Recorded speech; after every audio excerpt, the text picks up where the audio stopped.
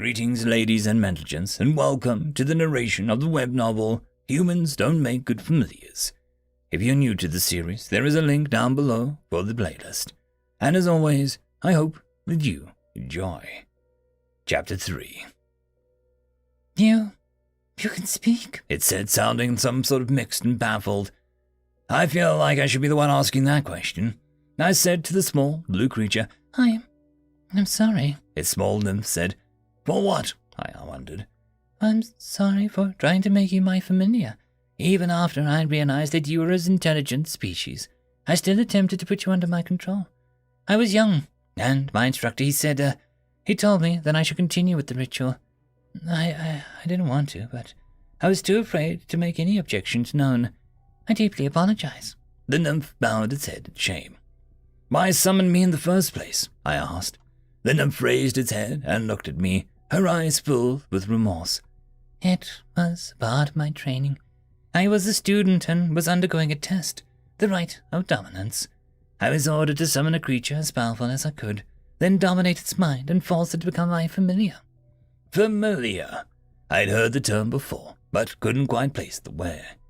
A being meant to serve as a guardian, servant, and ally, the nymph explained.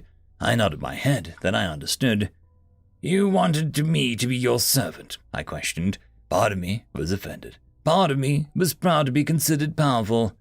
The nymph winced as in pain. Yes. The nymph spread its wings and bowed once more, this time with its whole body. I see how wrong I was now. Naama, as weak as myself, could never hope to master a being so powerful as yourself, Great One. Naama, Great One, I thought to myself. Is that what your species is called, Naama? I asked. Yes, Great One, it answered, still bowed. Why are you calling me Great One? You slew the Borag in a single attack of thunder and metal. It was a ritual more powerful and devastating than any of my people have ever seen, she explained. Right. I didn't know how to respond. My name is Jake, and you can just call me that. The nymph stood up. Jake, allow me to offer my life as compensation for attempting to control you, and for forcing you into our fight against the Borag. I only ask that you spare my people from your wrath. Whoa, chill out. There is no need for all of that. I admit that I was pretty upset by everything that happened, but I'm not going to kill you over it. The little nymph sighed deeply, and its wings drooped. I hadn't realized how tense it must have been through all of this. Thank you. What's your name? I asked. I'm afraid I do not possess a name, she replied. You don't? I asked, surprised. It would be a waste of a name to a lowly 5th-level mage like myself. Only those of great importance are honored with names and titles, she explained. Well, would it be okay if I gave you a name? I wondered. You honor me, sir, but please don't trouble yourself. I am not worth such a gift, she said. Well, I need something to call you. It would be a lot easier on me, I said. Then I happily accept. The nymph chirped excitedly. I looked the bird over for a minute, thinking carefully about what to call it. She had it on a magical wonder and poise, so I figured that I should try and do something with that. How about Suba? I suggested. She flapped her wings and chirped loudly. A wonderful name. Thank you, Great One. Seriously, just call me Jake, I told her. Can I ask you a question, Sumo? Why would a student need a powerful familiar? For the war, Sir Jake. War? I asked. Yes, sir. Our people have been at war for nearly a decade now with the Southern Union. Who are the Southern Union? Our world is divided into 4 factions. One is powerful and in control of huge swaths of land. The Southern Union controls the entire continent of Ariza and its surrounding islands.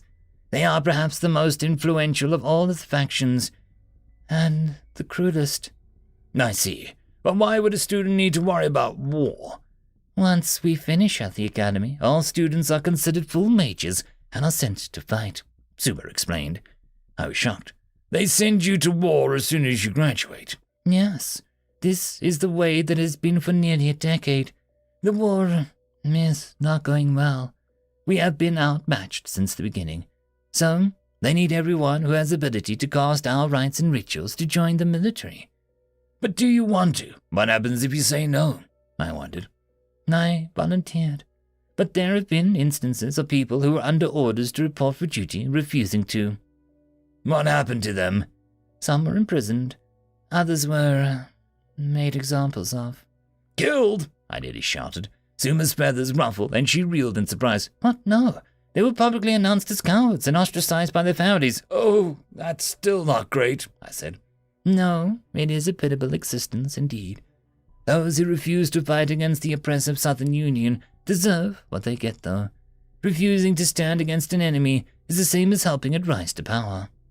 What makes the Southern Union so bad? I asked. Suma shook her head and spoke softly. They've killed or enslaved countless Nyama. Their poor are treated as little more than beasts. Their rich stand on the backs of the innocents they exploited. Any who speak out against their leadership are publicly executed. That sounds pretty bad, I said. Indeed. Our soldiers do what they can to keep them at bay. But their army is strong. Most of the wealth of the nations goes directly to it. We are barely able to hold our territory. We lost the island of Sangu just last year. I thought for a moment about my life, about these people, and about everything I'd done over the last few years and meeting Suma for the very first time. I liked what I'd been doing, all of my study and training. I did it all so that I would be ready if I was ever taken again, now that I was here. Is there anything I can do to help? End of chapter.